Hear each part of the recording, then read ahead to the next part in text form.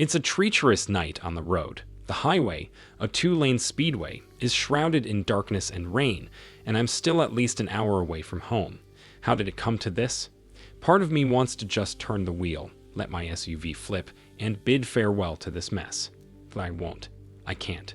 I have 2 kids I love, and despite everything, I still love my wife. As I inch closer to home, I wonder what awaits me there. I'm filled with a mix of anger and confusion. Could my wife really be cheating on me, and with that guy I fear she is? I'll find out soon enough. Within the hour, I'll know for sure. Glancing at the dashboard clock, it reads 5:00 p.m., Friday, November 14, 2013.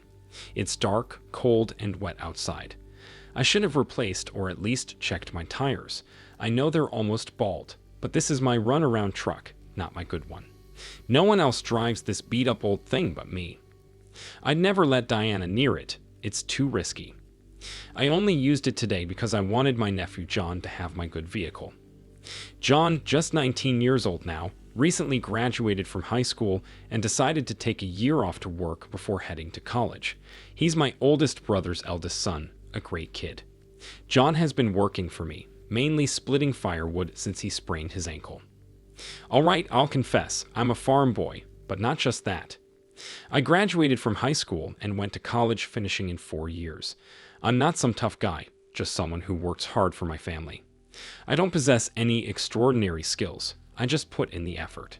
I did serve in the Army Reserves, though, wore the uniform with pride. I only made it to E5 and never got deployed overseas, thankfully, and I've been out for 15 years now. It might have been just the motor pool, but I'm still proud of my service. I love my country. My parents raised 5 kids. I'm the middle child, 3rd out of 5. This road is treacherous. It's slick from a light rain, more mist than rain, making everything slippery. People seem more careless when the roads are like this. Damn, I'm running late. According to John, if I hurry, I might make it there before it's too late. All right, so where exactly is this there? It's at a Motel 6, just off Interstate Route 81 in Pennsylvania. And who's at that Motel 6? Well, it's none other than my infuriating wife, Diana, along with her so-called lover, Scott Jenkins. I need to get there. I need to stop her before she does something we'll both regret. Today, John had my good truck so he could keep an eye on Diana, while I drove to Martinsburg to settle some scores with a couple of jerks who thought they could cheat a couple of kids who worked for me. Those boys had delivered 8 cords of good seasoned oak firewood to this guy's house. But then he got all nasty, claiming the wood wasn't up to par and refusing to pay. He even had his brother with him for some intimidation tactics. Martinsburg is now part of the outermost ring of the DC suburbs, where housing is expensive and firewood sells for $200 a cord. Cutting and splitting wood is tough and dangerous work, and nobody's going to shortchange me and my workers out of $1,600. I had a baseball bat on the back seat to make sure of it, and you bet I got our money. Diana knew I had to be out, and I guess she saw this as her golden opportunity to get away with something. But I don't think she took John into account. John has been filling me in on the Diana Scott situation for weeks now. Scott's quite the ladies' man, and he's been showing interest in Diana. Nothing has happened yet, but it seems like today or tonight might be their big chance. I notice I'm running low on gas. I should pull over and call John to get the latest. This whole situation is really getting to me. Diana has always been quite demanding, but I have to admit, I'm not the easiest person to deal with either. We've been married for 15 years and have 2 kids, Travis, who's 12, and Jesse, who's 11. They're both amazing kids, and I love them dearly. I also love their mom. I met Diana through my younger sister, who was friends with her in college. Diana has always had everything handed to her on a silver platter. She comes from a wealthy family, was the prom queen, lead cheerleader, and the most popular girl in high school. And that popularity followed her to college, where guys flocked to her like she was some sort of magnet. How did we meet? My sister dragged me to the Fall Apple Festival outside Gettysburg one September. I think it was 1995. Diana was there, dishing out those tasteless French fried sweet potatoes. I know some folks enjoy them, but to me, they tasted awful. I was grumbling to my sister about waiting in line for this junk when the girl behind the table whacked me on the head with an umbrella. She hit me and said, "If you don't like my fries, why are you even waiting?" I couldn't let her one-up me, so I smirked and said, "Who are you, elephant girl?" I said that because she was taller than me. That's when my sister stepped in. "Diana," she said, "I want you to meet my little brother Frank." The tall one smirked. "I can see why you call him your little brother. Where'd you find him, Munchkinland?" And that's how it all began. A few minutes later, we were all at a picnic table, exchanging witty remarks. Was I smitten? Absolutely, but I knew I couldn't let her know. She was among the most striking women I had ever met, and she had found me at a vulnerable moment. My college sweetheart had relocated to California in search of her ideal match. Fortunately for me, Diana found herself in a similar situation on the rebound. Her previous boyfriend had a couple of issues. First, according to Diana, he couldn't remain faithful, and second, he expected her to be intimate with him. When she refused, he left. I learned about Diana's ex on one of our initial dates. It seemed like she was giving me a heads up about a few things. Firstly, she wanted me to understand that if we were dating, it meant exclusivity, and secondly, she wasn't interested in physical intimacy unless we were married. She pretty much indicated she was a virgin. Yeah, right, like I believed that. That kind of innocence is rare nowadays. We dated for a year before I proposed. I was nervous about it, fearing she might be biding her time until someone better came along. I presented her with a ring and asked if she wanted to continue what we had started. She laughed and said nothing had started yet, but she was willing to give it a shot. I stopped at a gas station, grabbed some fuel, a cup of black coffee, and a bag of chips. I'm not supposed to indulge in snacks like chips. They're on Diana's list of forbidden foods. I'm also banned from sodas, white bread, candy, ice cream, chocolate, or any pastries. Diana says my cholesterol is too high. I needed to use the restroom.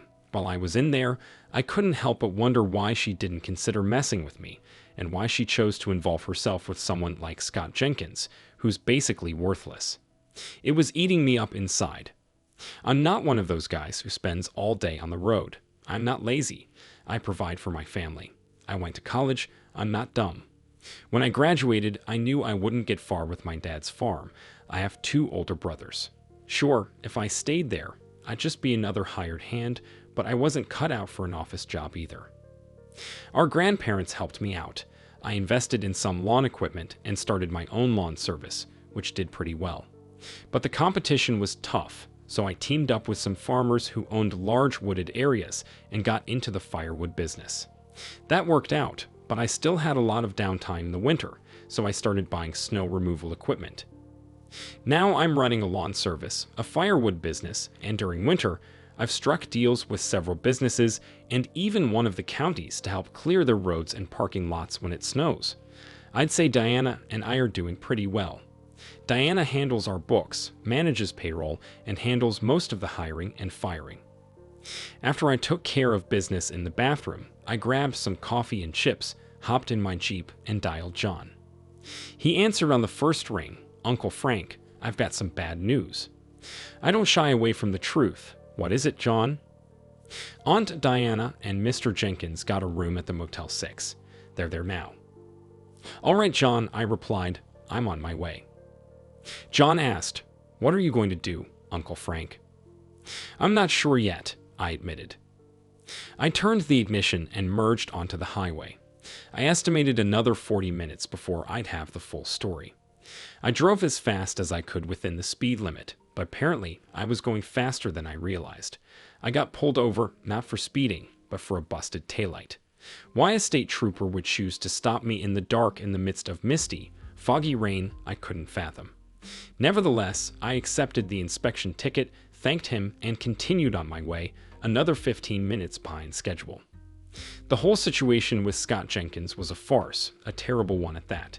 He was a newcomer in town, a braggart and a master of exaggeration, but he had money and somehow managed to snag a membership at the country club my wife, Diana, insisted we join. Diana is like a golden goddess, standing at a statuesque 5'11".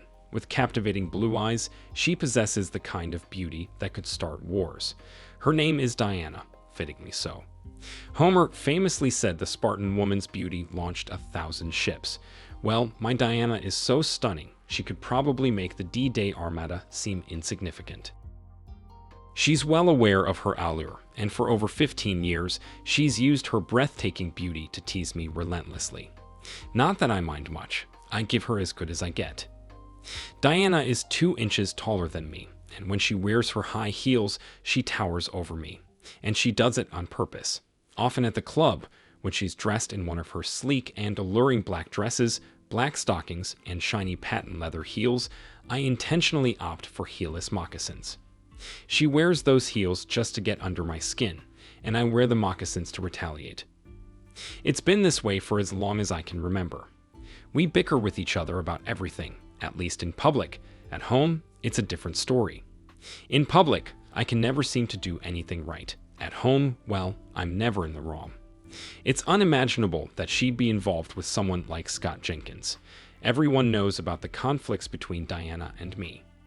According to John, that's what led to our current predicament. I called Jenkins a blowhard, and apparently, according to John, Mr. Blowhard made a bet that he could seduce my wife before Thanksgiving. And Thanksgiving's just a week away. John mentioned he'd been taking bets, offering odds lately. It's devastating.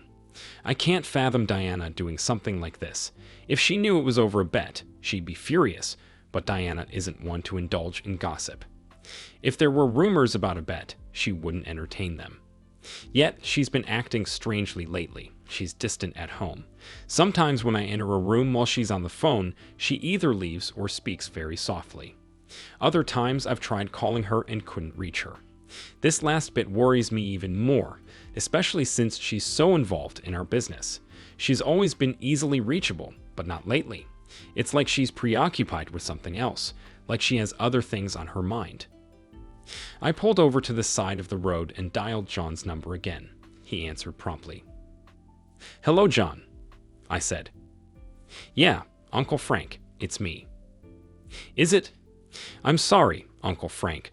I didn't get a good look at her face, but she was wearing that dark brown raincoat, and you know how she styles her blonde hair in that long French braid. And it was definitely her hat. I didn't see her Lexus. He was the one driving. I guess she met him somewhere." I could hear John holding back tears, so I reassured him. "Hang in there, John. I'm on my way." Something else was weighing on my mind. It was November 15th. My birthday had been on the 12th. I had turned 40. Diana never mentioned a word. Ever since the kids came along, we always made birthdays special. Not in terms of lavish gifts, but with simple things like cake, ice cream, candles, and singing happy birthday. I deliberately sing off key just to annoy Diana. I always tell her not to make a fuss, but secretly, I enjoy it.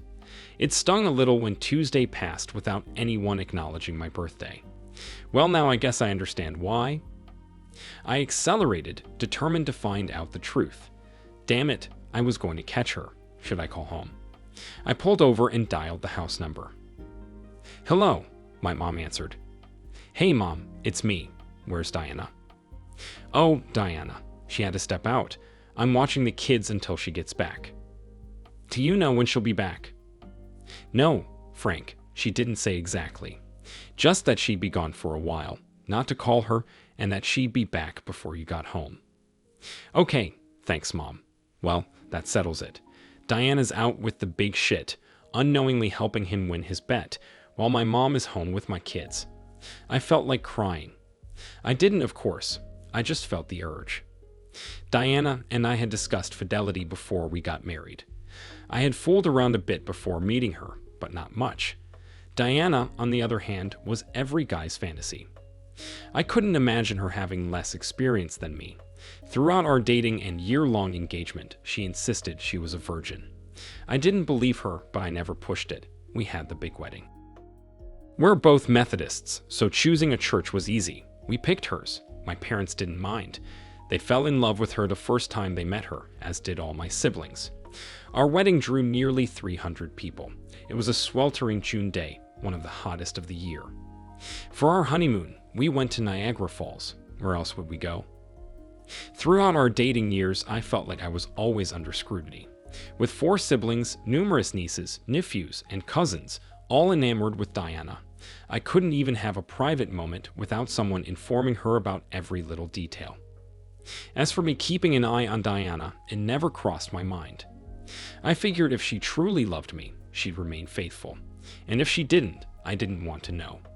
As for her claim of being a virgin, I always thought it was nonsense. I held on to that belief until our wedding night, when I discovered she truly was a virgin. I took Diana's virginity. She had never been with another man. Why now?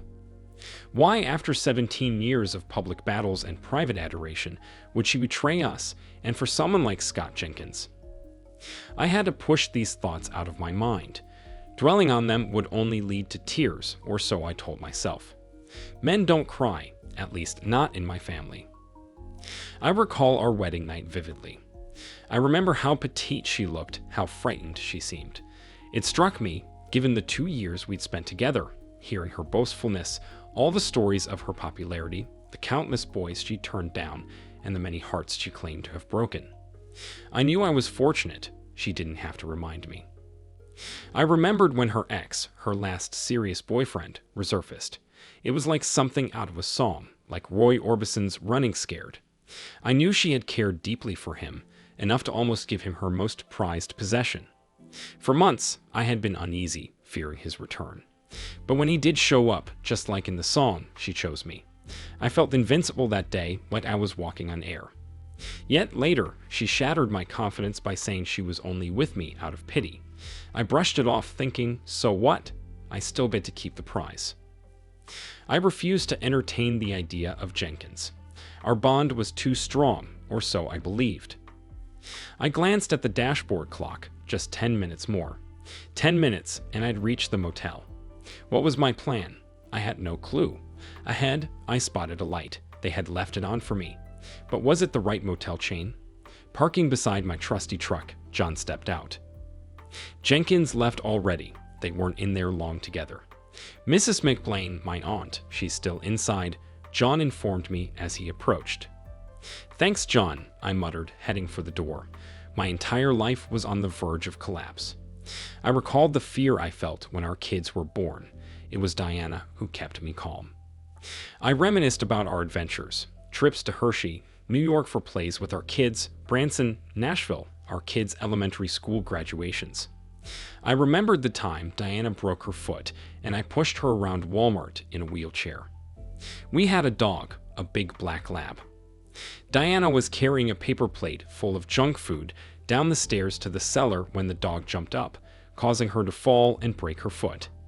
I had to carry her out to the car. She cried like a baby. I pondered about the LeMay's classes, our baby's first words, their first steps, and the dreadful day when her dad passed away from a heart attack due to high cholesterol, as the doctors had warned. Perhaps that's why she insisted on putting me on a diet. Would I lose it all? I almost turned back. I didn't want to face her. I didn't know what I would say. We both understood the importance of fidelity. If I went to that door, there would be no forgiveness, and it would all end badly. Nevertheless, I made it to the door of the motel room, marked 123, and knocked. Silence. I knocked again. A voice from inside snapped, "I told you to go away." I wasn't doing that. The voice wasn't familiar. I knocked harder. "It's not who you think it is," I insisted. The door opened a crack, secured with a chain. It wasn't Diana. I wanted to shout, to rage, to cry. "Who are you?" "Are you the police?" the woman inside demanded. I quickly thought on my feet, reached into my pocket, and pulled out the wad of bills I'd received from the 2 men who'd attempted to swindle my boys earlier. I handed a 50 through the door. "Here," I said, "please let me in, just for a minute." There was a moment of silence before the door creaked open slowly. The woman stood back, shrouded in darkness, holding what seemed to be a pistol. Her voice was a menacing whisper as she asked, "You're not the police?" I replied, "No, ma'am." She gestured toward the floor with the object in her hand, and I obediently knelt down. "Then who are you?" she demanded. I kept my hands raised, mimicking the gestures from old cowboy movies. It dawned on me what was going on. "I believe I'm the husband of the woman you were impersonating tonight," I said. She kept the object pointed at me, and now I could see it wasn't actually a pistol, though I couldn't identify what it was. "What do you know about that?" she pressed. I explained. "The man you were with earlier made some bets that he could sleep with my wife before Thanksgiving." The words caught in my throat.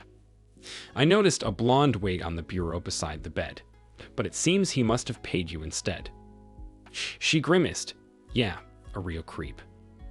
"Can I get up?" I asked. She set down the chicken wing she was holding, and I noticed the KFC box. "Yeah, you can get up, but don't try anything. I know karate."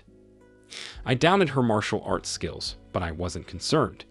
Glancing at the clock on the bureau, I saw it was still pretty early. "How much did he pay you?" I inquired. I could see the wheels turning in her head. $500, she replied. My guess was he probably paid her a lot less. "How would you like to make another $500? I offered. "What do I have to do?" she asked. "It's still early. I bet Jenkins, that's the guy who paid you, is at the country club right now collecting on the bet he thinks he won.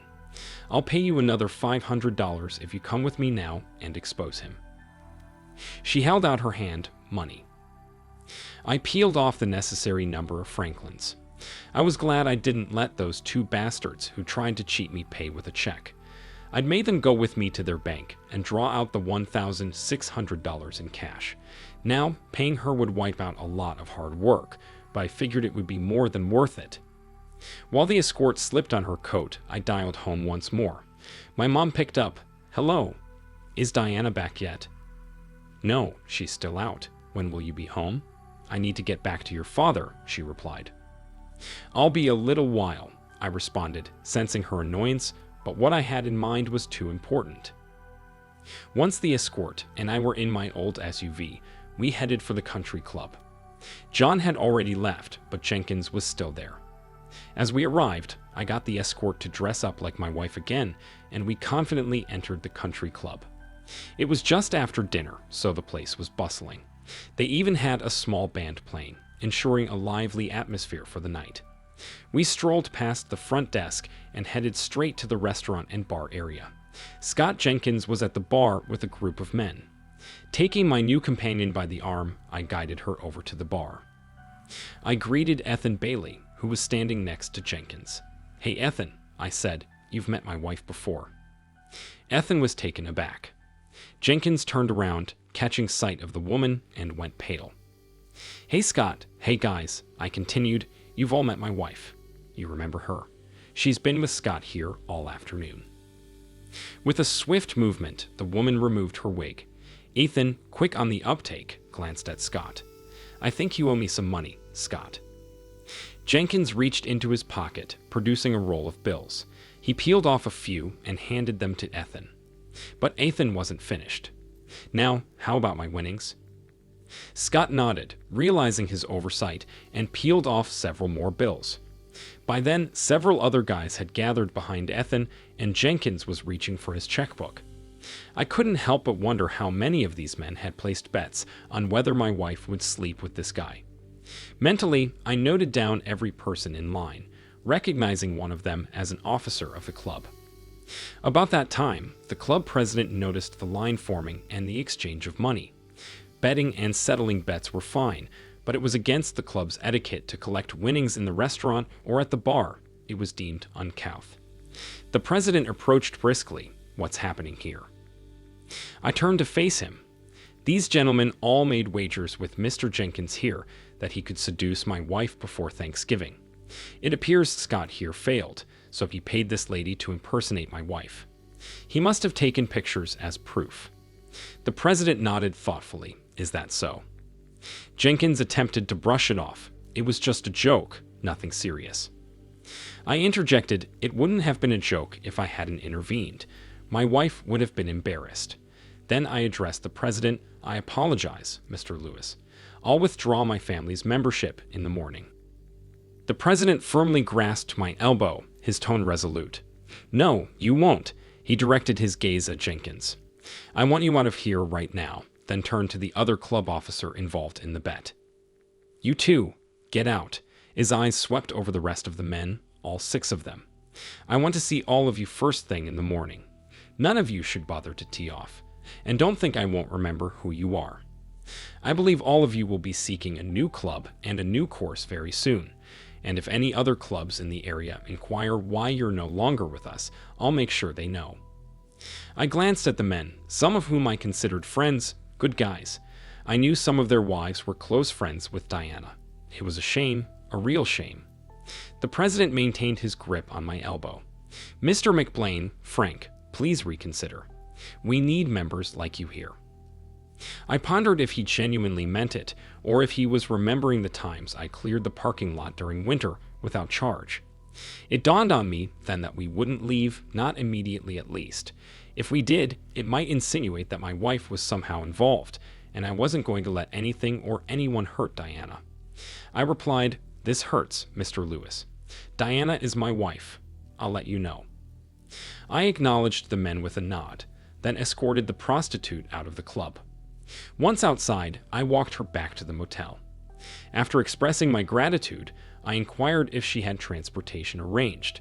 She assured me she did, so I bid her farewell and headed home. During the drive, I couldn't shake off thoughts of Diana's whereabouts. It wasn't terribly late. Perhaps she was out doing some early Christmas shopping or preparing for Thanksgiving dinner. But beyond that, exhaustion weighed heavily on me. It wasn't just the long drive or the troubles with the potential cheats in Martinsburg. It was the whole ordeal at the country club with Jenkins and my so-called friends who had wagered on my wife's fidelity. As I turned onto my street, all I craved was my TV, my comfy chair, and a bowl of Rocky Fudge ice cream. Dinner was the last thing on my mind. But damn, I knew Diana wouldn't let me have that ice cream. Approaching my house, I noticed cars strewn all over. Damn, someone must be throwing a party. Our street was usually quiet, filled with ranch-style homes, but it seemed someone was having a grand celebration, even parking on my lawn.